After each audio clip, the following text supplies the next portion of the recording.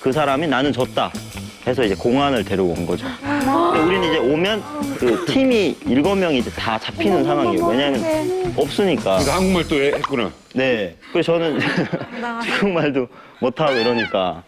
그래서 그 가이드가 당장 내려라, 이번 역에서.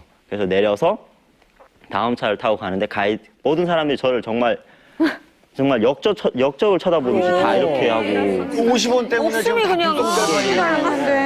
완전 죄인이었습니다, 진짜. 그래서 그 가이드가 모든 사람들이 너 이제 벙어리다. 기차칸에서 벙어리 행사를 해라. 그래서 저는 이제 기차를 타고 가면서 배고파도 말도 못하고 화장실 가고 싶은데 말도 못하고 계속 꿍꿍 참으면서 그렇게 부사에 왔었어요. 지구나 눈치도 없었구나. 눈치도 없고.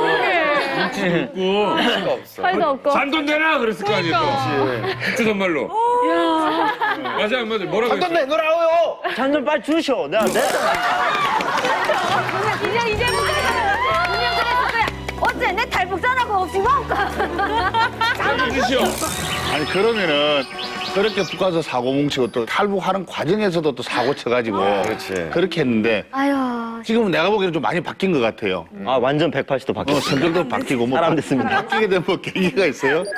제가 기대하던 것들이 굉장히 많았어요, 북한에 있을 때. 이제 남한 드라마를 아버지가 이제 밀수를 하시면서 너무 많이 가져오셔가지고 그걸 보면서 그 한국 드라마나 영화에 나오는 것들을 계속 뭔가 따라하고 싶고 그리고 저거에 관련된 일을 너무 하고 싶은 거예요. 근데 이유가 저희 앞에 이제 임민반장님이 저희 집이랑 거의 원수지간이었어요. 근데 드라마를 같이 보기 시작한 다음부터는 다 하나가 되는 거예요. 그 드라마로 인해서 그 사람도 봤으니까 어디가 말을 못하고 그리고 드라마를 보는 내내 같이 웃고 같이 울고 다음에는 궁금하고. 모든 사람들이 하나가 되고 저는 진짜 깜짝 놀랐어요. 그렇게 막 우리 집을 막 1시간에 한 번씩 그 써가지고 사람들한테 누구 왔다 갔다를 하는 사람이 이렇게 180도 다 바뀌는 거예요. 옆집도 그렇고 제 친구도 그렇고. 그래서 이런 일을 해야 되겠다는 생각, 그냥 막연하게 영화 감독 이런 건 생각을 못 했어요. 한국에 오니까 이게 이런 걸 하면 영화 감독이 되는 거구나. 라는 게 약간 구체화가 된 거죠. 그래서 이제 동국대학교에서 영화를 하려고. 그러니까 아무것도 아닌 그런 드라마 하나로 통일이 될 수 있는, 왜냐면 한 마음이 되는 거 아니에요? 네, 하나가 되더라고요. 그 영화를 직접 만들어 봤어요?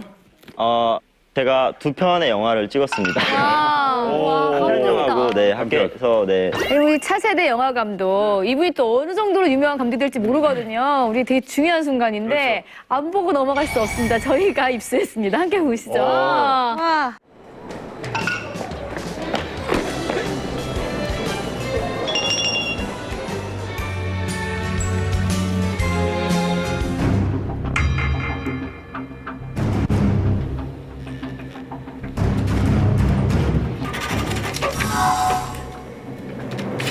그 이번에 들어온 신입생 중에 세터민이 있대.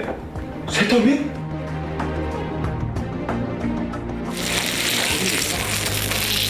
그 내가 지난번에 얘기했던 그 세터민 기억하지? 걔 나한테 연락 왔다. 어떻게 해야 되지? 감사하게 생각해야지. 근데 걔는 아니야. 북한에서 왔다 그러지 않았나? 어우, 구주영. 언어 차이도 심하고 하니까. 니들도 인정하지, 북한 이상한 거. 거기서 살다 온 놈들은 별반 다를 게 없어. 시뻘겋게 물들었다니까? 야, 니네가 뭘 안다고 그렇게 함부로 얘기하는데 니네 거기 가봤냐? 거기 가서 살아봤어? 그런 거 아니잖아. 근데 왜...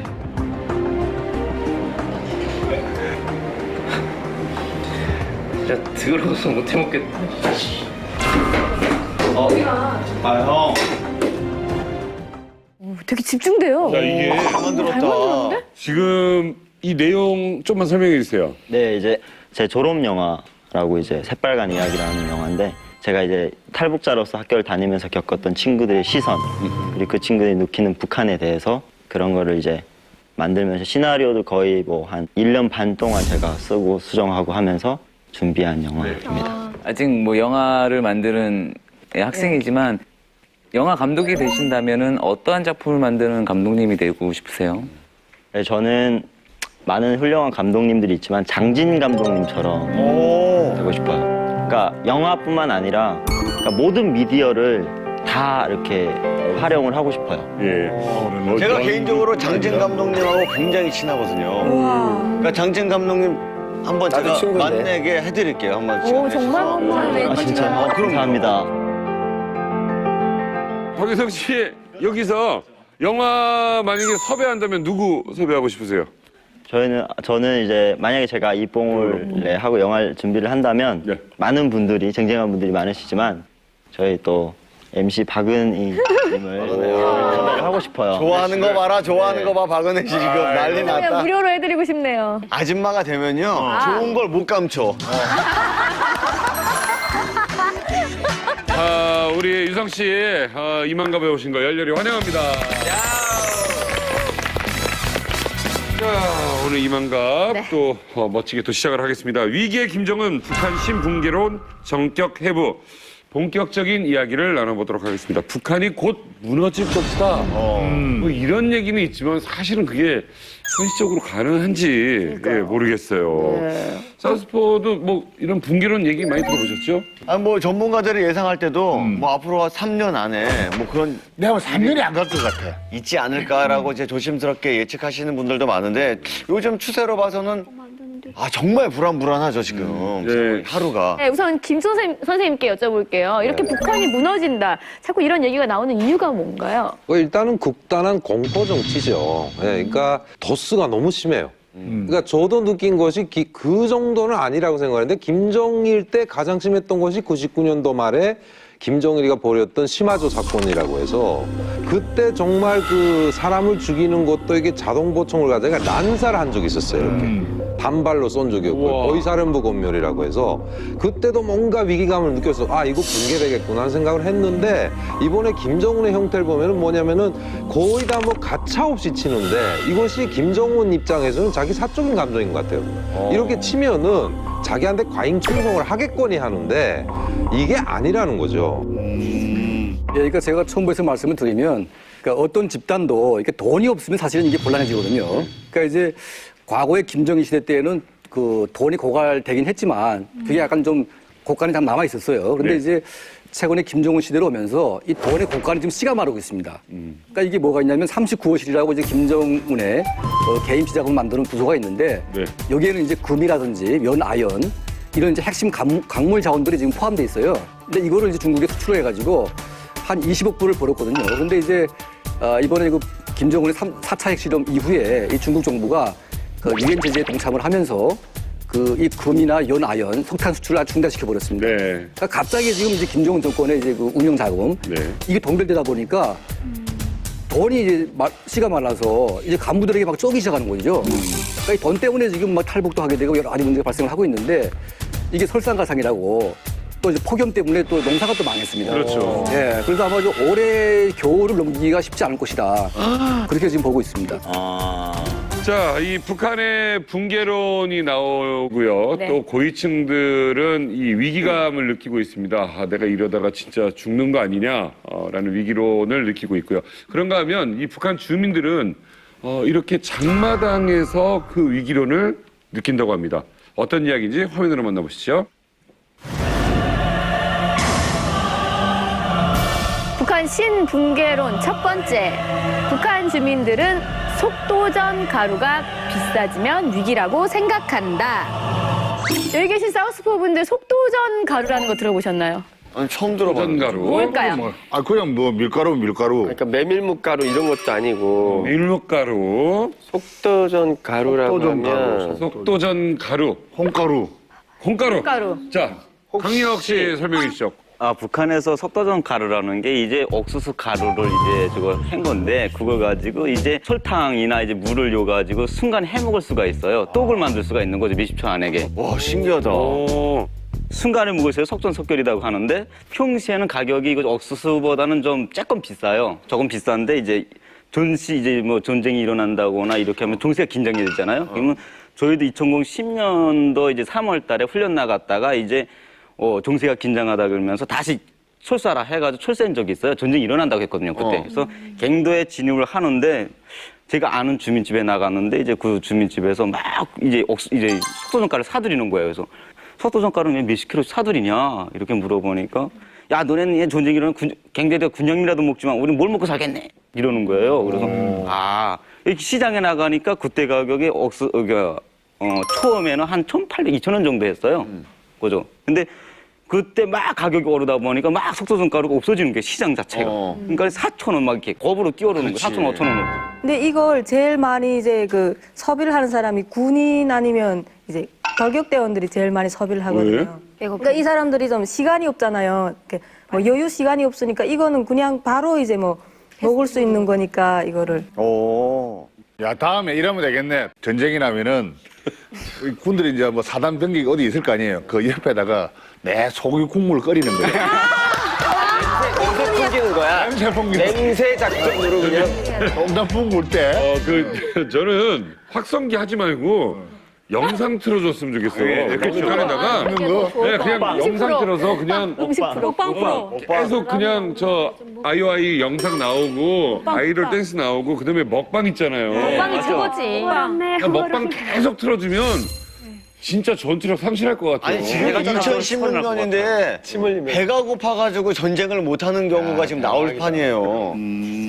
그러면 폭도장가루 말고도 또 뭘 많이 막 이렇게 사면 사람들이 그런 위기다 이런 게 전쟁 위기. 제가 있을 때는 그 김부자 동상 있잖아요. 그러니까 각 군마다 북한 전역에는 다 김부자 동상이 있잖아요. 근데 저희 때는 그 구리로 동상을 만드는데 구리 뭐 팔 자르거나 아니면 발 쪽 같은 데를 잘라가지고 중국 쪽에 팔아먹는 사람이 있었거든요. 근데 북한에서는 그 동상이라고 하면 거의 김부자 맞먹는 거잖아요. 신적인 존재인데 팔을 자르거나 뭐 귀를 자르거나 팔아먹는다는 건 더 이상 신격화가 존재하지 않는다는 거잖아요. 네. 그래서 그때 그랬어요. 그렇지 어차피 잡혀서 죽나 지금 굶어 죽나 똑같다는 거니까 상황이. 자, 이게 지금 뭐 붕괴론 얘기하다 보면 야 이러다 망하겠다는데 지금 그러니까 그래요. 뭐 망했어. 이게 핵실험하는 북한과 이 주민들이 지금 느끼고 있는 북한은 전부 다른 세상을 얘기하는 것 들어보면 지금 같습니다. 거의 망했어. 예, 그래서 이번에는요 그동안 북한 붕괴론을 불러온 역대 사건들을 알려드리겠습니다. 브리핑의 달인 이소연 씨가 준비하셨습니다.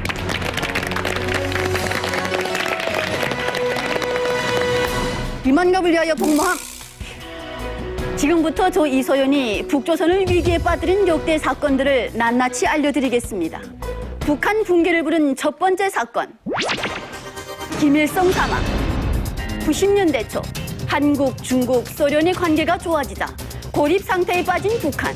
그러던 중 1994년 김일성이 사망하며 북한은 사상 최대의 위기를 맞게 됩니다. 이후 세계 여러 나라에서는 길어야 3년이라는 북한 붕괴론이 나오기 시작. 실제로 당시 북한에선 3만 명이 넘는 주민들이 굶어 죽는 고난의 행군이 찾아왔는데요. 북한 주민들은 나라가 망할 거라는 불안에 휩싸였고 북한 내에서도 붕괴론에 불이 붙었습니다. 북한 붕괴를 부른 두 번째 사건, 육군단 쿠데타 사건. 1995년 북한을 발칵 뒤집어 놓은 사건이 발생했습니다. 바로 청진에 있던 육군단이 반란을 모의한 사건인데요. 당시 육군단 군당 행정 책임자들이 갈수록 심해지는 경제난에 불만을 품고 정권에 반기를 든 것입니다. 그러나 김정일에게 꼬리가 밟힌 육군단. 그들은 사돈의 6천까지 숙청당했고 급기야 김정일은 육군단을 흔적도 없이 없애버렸습니다.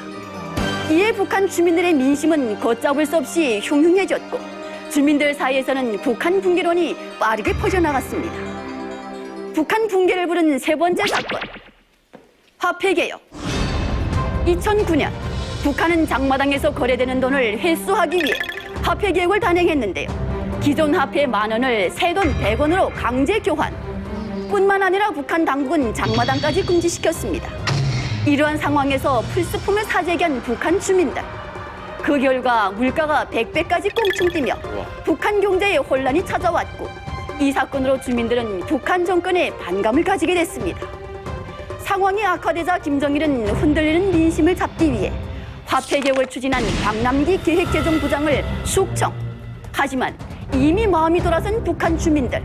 노동당보다는 장마당을 외치며 당국에 등을 돌렸습니다. 지금까지 북조선 사회를 붕괴 위기로 몰아넣은 역대 사건들 잘 들으셨나요? 이상입니다.